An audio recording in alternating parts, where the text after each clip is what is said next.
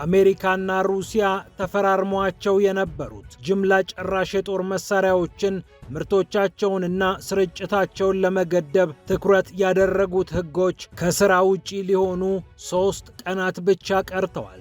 ሩሲያ ለመጨረሻ ጊዜ እናድሳቸው ብላ ጥሪዋን አቅርባለች።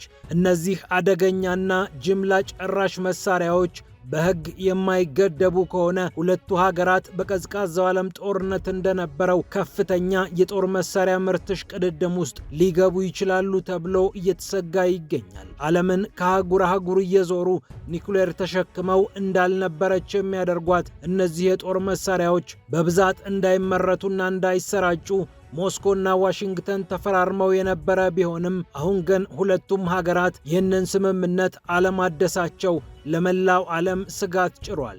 የቭላዲሚር ፑቲን መንግስት ግን ለመጨረሻ ጊዜ እንነጋገርበት፣ ካልሆነ ግን በመሄድበት መንገድ እሄዳለሁ ብሎ እያስጠነቀቀ ይገኛል። 3 ቀናት ብቻ ቀርተውታል። ከትራምፕ አካባቢ የተሰማ ኮሽታም የለም። የስምምነቱ ጣፋንታ ምንድነው? ዓለምስ ምን ትሆናለች? የሚለው ጉዳይ እያነጋገረ ይገኛል።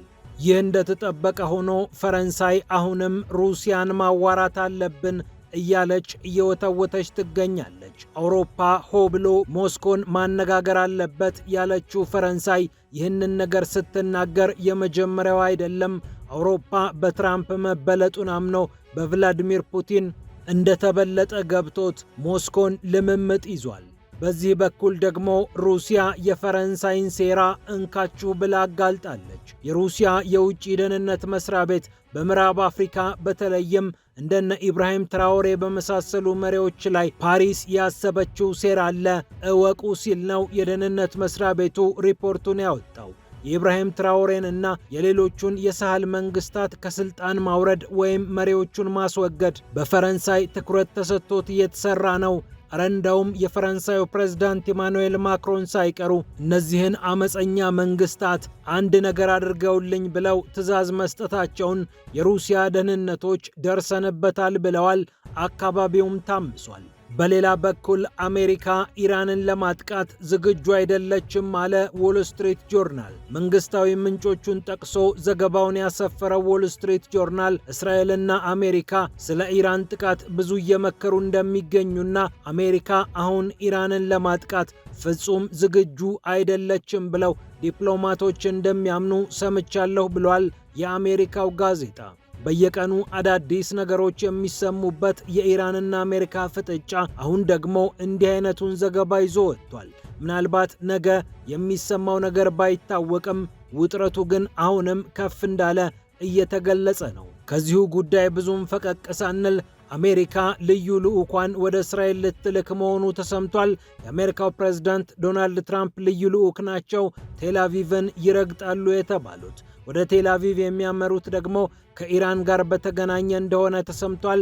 የተጨነቀችውን እስራኤል ለማረጋጋት ወይስ ምን አይነት ጥቃት በጋራ እንፈጽም፣ እንዴትስ እንከላከል የሚለውን ለማውራት የሚሉት ጉዳዮች አጀንዳው ላይ ናቸው ተብሏል። ፒያሳ ኔትወርክን ስትከታተሉ ሁሉንም በጥልቀት ታገኛላችሁ። ፒያሳ ኔትወርክን ሰብስክራይብ፣ ላይክ እና ሼር በማድረግ የፈጣን የተአማኒና የጥልቅ ዘገባዎች ቤተሰቡን ስንል በአክብሮት ጋብዘናል። አሁን ወደ ጉዳዮቻችን አለፍን።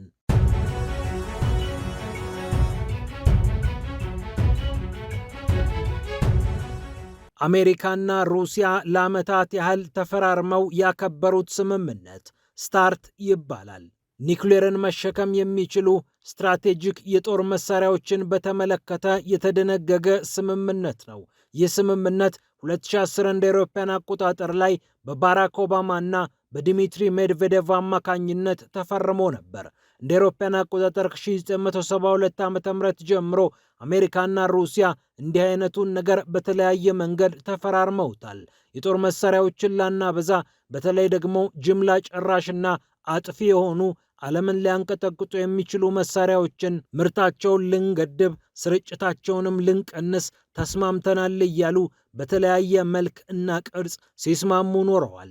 አሁን ግን እስካሁን የተስማሙበት ስምምነት የመጨረሻ ምዕራፍ ላይ ገብቷል። 3 ቀናት ብቻ ቀርተዋል ስምምነቱ ሙሉ ለሙሉ ከስራ ውጪ ሊሆን። አሜሪካና ሩሲያ በዚህ ጉዳይ ላይ በተለያየ መንገድ ሲነጋገሩ የቆዩ ቢሆንም ሩሲያ ደግሞ በቅርቡ ይህንን ስምምነት ቢያንስ ለ1 ዓመት እናድሰውና ስለ ዘለቄታው እናውራ ብትልም ከአሜሪካ በኩል ግን የተሰማ አንድም ነገር የለም። የትራምፕ አስተዳደር ስለ ጉዳዩ መነጋገር ይፈልጋሉ ወይስ አይፈልጉም የሚለውም ጉዳይ አሁን ላይ ጥርት ብሎ አልታየም። ሩሲያ ግን ለመጨረሻ ጊዜ ተናግሬያለሁ፣ ስምምነቱን ቢያንስ ለ1 ዓመት እናድሰው እያለች ትገኛለች። ይህንንም ደግሞ የሩሲያ የጸጥታ ካውንስል ምክትል ሊቀመንበር የሆኑት የቀድሞው የሀገሪቱ ፕሬዝዳንት እና የቭላዲሚር ፑቲን አንደበት ናቸው የሚባልላቸው ዲሚትሪ ሜድቬዴቭ ተናግረውታል። አሁንም ጠረጴዛው ላይ አጀንዳችን አለ፣ ሙሉ ለሙሉ ከስራ ውጪ ሳይሆን ስምምነቱን እናድሰው ብለናል። በአሜሪካ በኩል ፍላጎቱ ካለ ልንቀጥለው እንችላለን በማለት ዲሚትሪ ሜድቬዴቭ ተናግረዋል።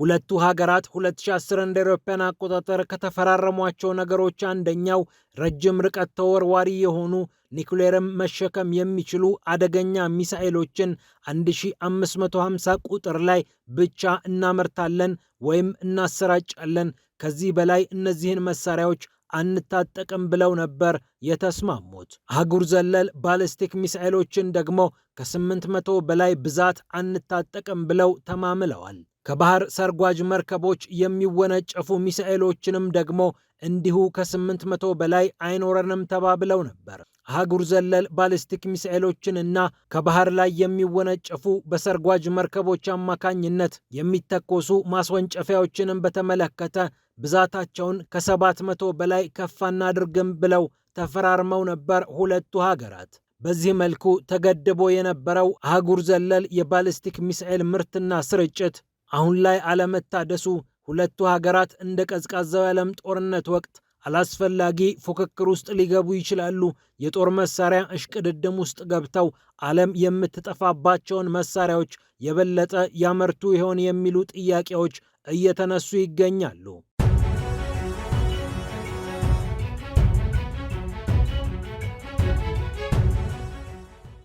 ወደ አውሮፓ ጉዳይ ዘንበል ስንል ደግሞ ፈረንሳይን እናገኛለን። ፈረንሳይ በተለያዩ ዜናዎች ላይ ርዕስ ሆና ወጥታለች። ፈረንሳይ ከሩሲያ ጋር እናውራ የሚለውን ነገር ደጋግማ ቀጥላበታለች። የፈረንሳዩ ፕሬዝዳንት ኢማኑኤል ማክሮን ከዚህ ቀደም ከሩሲያ ጋር በቀጥታ ማውራት አለብን፣ ፑቲንን ብናናግረው አይሻልም ወይ ብለው መናገራቸው የሚታወስ ነው። እርሳቸውን ተከትሎ የጣሊያኗ ጠቅላይ ሚኒስትር ጆርጂያ ሜሎኒም አዎ ብናዋራቸው መልካም ነው ማለታቸው ይታወሳል። አሁን ደግሞ ያለቃቸውን ንግግር ተከትሎ የፈረንሳዩ የውጭ ጉዳይ ሚኒስትር ዦን ኖኤል ባሮ ከሩሲያ ጋር በቀጥታ መነጋገር አለብን፣ ከሞስኮ ጋር የምናወራው በሶስተኛ ወገን መሆን የለበትም፣ ያለንን ነገር ውክልና ሰጥተን ስለኛ ስለ አውሮፓውያን የሚነጋገርልን የለም፣ ከሞስኮ ጋር በቀጥታ እናውራ ሲሉ ላይብሬሽን በመባል ለሚታወቀው ህትመት አስተያየታቸውን ሰጥተዋል። ዩክሬንና አውሮፓ ህብረት በቀጥታ ከሩሲያ ጋር ቢያወሩ ተጠቃሚ ይሆናሉ።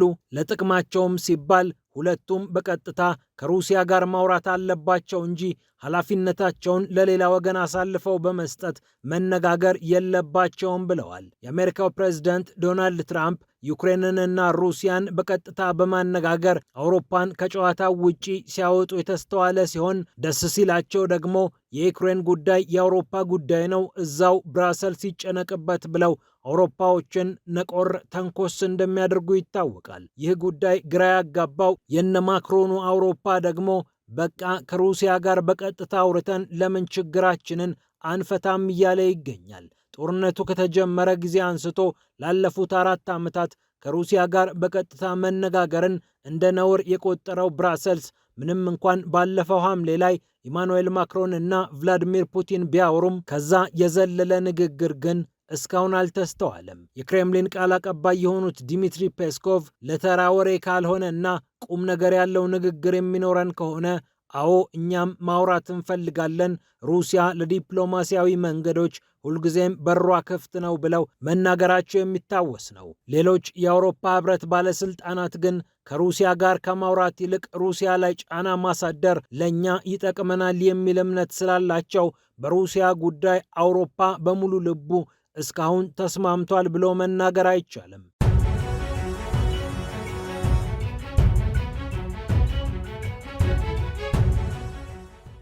ይህ እንደተጠበቀ ሆኖ ሩሲያ የፈረንሳይን ሚስጥር አግኝቻለሁ ብላለች። በአፍሪካ በተለይም በምዕራቡ አካባቢ ሳህል ተብሎ በሚጠራው በረሃ የሚገኙ የተለያዩ ሀገራት መንግስታትን ለመፈንገል ፈረንሳይ አስባለች ስትል ነው ሩሲያ ይፋ ያደረገችው። ይህንን ይፋ ያደረገው መስሪያ ቤት ደግሞ የሩሲያ የውጭ ደህንነት አገልግሎት ነው።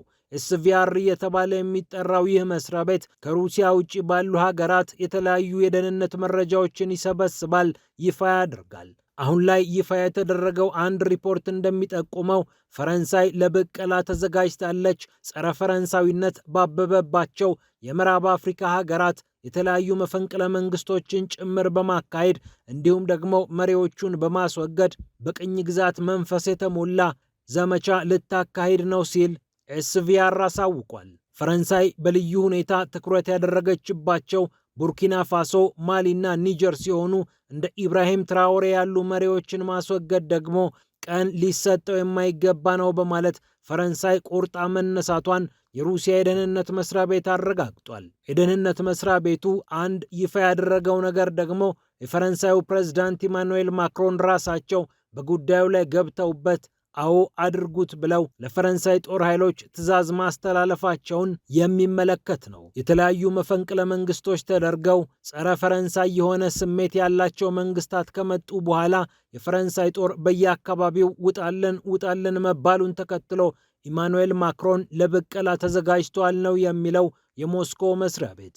ከሰሞኑ ደግሞ ተከታታይ የሆኑ የሴራ ንድፈ ሐሳቦች ወዲህና ወዲያ ሲላጉ ከርመዋል። የቡርኪና ፋሶን መሪ ኢብራሂም ትራኦሬን ከስልጣን ለማስወገድ በቅርቡ የግድያ ሙከራ ሊደረግባቸው እንደነበር መሰማቱ ይታወሳል።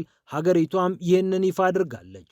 በማሊ ደግሞ የነዳጅ ተሽከርካሪዎችን ለማጥቃትና ከተሞችን ለመክበብ የተሴረ ሴራ እንዳለ ሲነገር ቆይቷል። በማዕከላዊ አፍሪካ ሪፐብሊክም ተመሳሳይ ነገር ተስተውሏል። በማዳጋስካር ጭምር በአዲሱ መንግስት ላይ የተለያዩ ሴራዎች እንደተሴሩ እየተሰማ ነበር። የኒጀሩን የሽግግር መሪ ጀነራል ሺያኒን ከስልጣን ለማስወገድ ደግሞ በኒጀር ኒያሚ ዓለም አቀፍ አየር ማረፊያ የተለያዩ ጥቃቶች እንደተሰነዘሩና ከዚህ ጀርባ የሆኑ ኃይሎች አሉ መባሉ ከሰሞኑ ተገጣጥመው የተደመጡ ዜናዎች ናቸው። ፈረንሳይ በአካባቢ ያሉ ተቃዋሚዎችን በማስታጠቅ እነዚህን መንግስታት ለመፈንገል ታስባለች የሚሉ ሪፖርቶችም በተደጋጋሚ ተደምጠዋል።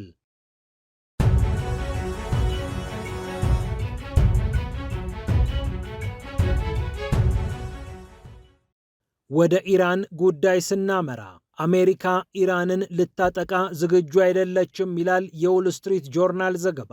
ጋዜጣው እንደዘገበው አሜሪካ ኢራንን ለጊዜው የማታጠቃበት ምክንያት የተለያዩ የጦር መሳሪያዎች በገፍ ወደ አካባቢው መስፈር ስላለባቸውና የኢራን ብቀላ የአሜሪካን የእስራኤልን ጦሮች ሊጎዳ ስለሚችል ነው። ጥቃቱ ይፈጸማል የሚል መደምደሚያ ከማንም አልሰማንም ያሉ ባለስልጣናትን የጠቀሰው የዎል ስትሪት ጆርናል ዘገባ እንደሚለው ምንም እንኳን የአሜሪካ ጦር በአካባቢው ቢንቀሳቀስም ወታደራዊ ልምምድ ጭምር ቢያደርግም ጥቃት ለመፈጸም የመጨረሻ ትዕዛዝ ይወጣል ተብሎ እንደማይጠበቅ እነዚህን ምንጮቹን ጠቅሶ አስፍሯል። በእርግጥ ፔንታገን ወደ አካባቢው የፓትሪዮት የአየር መከላከያ ስርዓቶችንና ታድ የተሰኘውን ስርዓት ወደ ስፍራው እያንቀሳቀሰ ቢገኝም ዋና ዓላማው በዮርዳኖስ፣ በኩዌት፣ በባህሬን፣ በሳውዲ አረቢያ፣ በኳታር እና በሌሎች አካባቢ የሚገኙ የአሜሪካ የጦር ቤዞችን መጠበቅ ነው ተብሏል። በእርግጥ ታዲያ እነዚህን የጦር ቤዞች ከዚህ ቀደምም አሜሪካ ስትጠብቃቸው ስለነበረ ተጨማሪ ጥቃት ይመጣል ተብሎ ካልታሰበ እንዴት አሜሪካ ይህንን አደረገች የሚል ጥያቄም ተነስቷል።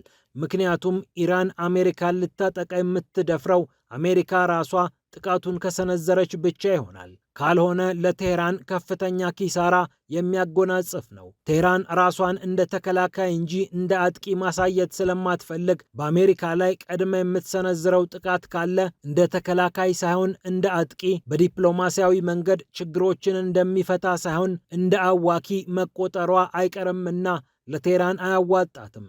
ይህ ሁሉ እንቅስቃሴ የተደረገ አሜሪካ ሙሉ ለሙሉ አታጠቃም ብሎ መደምደም ከባድ ቢሆንም ዎል ስትሪት ጆርናል ግን ለጊዜው ያለኝ መረጃ ይህ ነው ሲል ይፋ አድርጓል። ከዚሁ አውድ ሳንወጣ አሜሪካ ወደ እስራኤል ልዩ ልዑካን ልትልክ መሆኑ ተሰምቷል። ቻናል 13 እንደዘገበው የአሜሪካው ፕሬዝዳንት ዶናልድ ትራምፕ ልዩ ልዑክ የሆኑት ስቲቭ ዊትኮፍ ናቸው ወደ ቴልአቪቭ የሚያቀኑት። ማክሰኞ ንጋቱ ላይ ቴልአቪቭ ይገባሉ ተብለው የሚጠበቁት የትራምፕ ልዩ ልዑክ በወቅታዊ ጉዳዮች ላይ ከእስራኤል ጋር ይመክራሉ ተብሎ ይጠበቃል።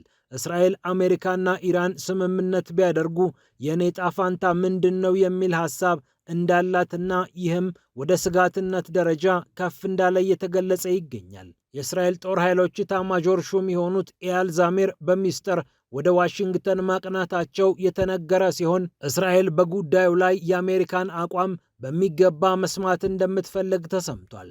አሜሪካ በጉዳዩ ላይ ያላት አቋም ለእስራኤል በተወሰነ ደረጃ የማይርቃት ቢሆንም በተለይ ጥቃት የምትሰነዝር ከሆነ ራሷን እንድታዘጋጅ ቀድማ መረጃውን ማግኘት ትፈልጋለች። እርግጥ ነው ኔታንያሁና ትራምፕ ከዚህ ቀደምም ተናበው እርምጃ እንደወሰዱት ሁሉ አሁንም እርምጃ የሚወስዱ ከሆነ መናበባቸው የሚጠበቅ ቢሆንም እስራኤል ግን ከዚህም ፈቀቅ ብላ ሊኖር የሚችልን ጥቃት፣ የእርሷን ሚናና ሌሎች ዝርዝር ጉዳዮችን በሚገባ ማድመጥ እንዲሁም ራሷን ማዘጋጀት ትፈልጋለች እየተባለ ይገኛል። ፒያሳ ኔትወርክን ስትከታተሉ ስለቆያችሁ ክብረት ይስጥልን ብለናል። ፒያሳ ኔትወርክን ሰብስክራይብ፣ ላይክና ሼር በማድረግ የፈጣን የተአማኒና የጥልቅ ዘገባዎች ቤተሰቡን ስንል በአክብሮት በድጋሚ እንጋብዛለን። ሰላም ለዓለማችን።